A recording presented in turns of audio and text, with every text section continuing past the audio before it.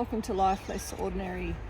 We are down here at the moment harvesting red raspberry leaves from our espaliered raspberry canes. So this is our berry espalier, boysenberries, loganberries, raspberries, and all the way down to thornless blackberries.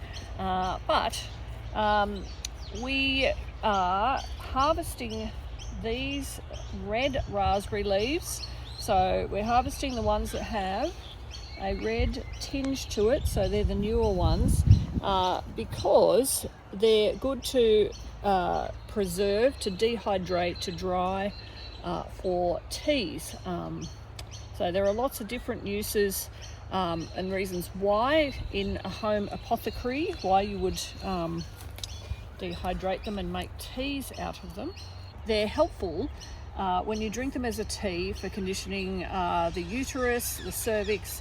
They're good for when you have periods. They're good for when you are in the later stages of pregnancy, and for particularly for postpartum as well. My caveat would be do your own research. We have these raspberry canes, these raspberry leaves here. So we are harvesting them. I'm going to take them up and we're going to dry them. What we are doing is harvesting the newer leaves that will have a red tinge to it. So that's why when you buy raspberry leaf tea, either in the health food store or online or wherever you would get it from, it's usually called red raspberry leaf tea, and that's just that it's the newer leaves. They're higher in antioxidants, all the good stuff. So that's what we're going to do. We're going to get a basket full, take it up, stick them in the dehydrator, and then once they're dried, break them down, put them into a jar, and then they can be used when we need them. So we brought what we've harvested up. I've got my trays out, and I just want to lay everything out in a single layer so that they will dry a bit quicker, better.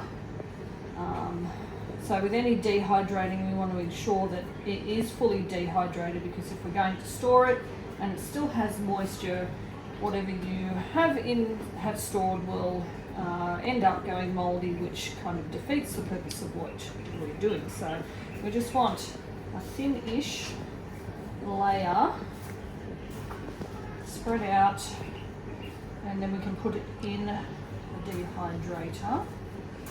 And it'll probably take, I would say, maybe about 6 hours or so at a low temperature. So I'll put this on at 35 degrees. And then we'll see how we go. So we've ended up dehydrating at 35 degrees for about 18 hours, and then it's cooled off for about 6 hours. So it's very crunchy, but it's not hot. So I'm just putting it in here for the moment, because what needs to happen next is we need to stick them in either a Thermomix, which I do have, or into a food processor, or a grinder, so a coffee grinder that hasn't been used for coffee, just to make it into a finer leaf.